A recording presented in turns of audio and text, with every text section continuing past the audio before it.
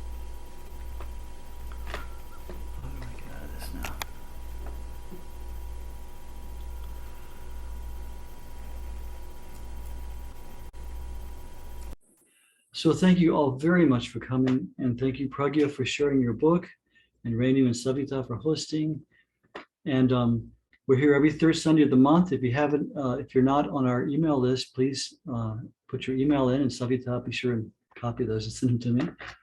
And thank you all for participating and being part of this Anandamayi Ma community, which we're trying to just share with everyone. You know, just anyone who feels close to Ma, come be with us, and let's all talk about Ma together and remember her and pray to her and try to practice her teachings.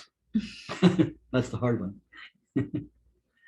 Okay, we'll see you all next month. And if you want to unmute and say goodbye, we're always happy to see everybody. Yeah, thank you. Thank you so much. It was so beautiful.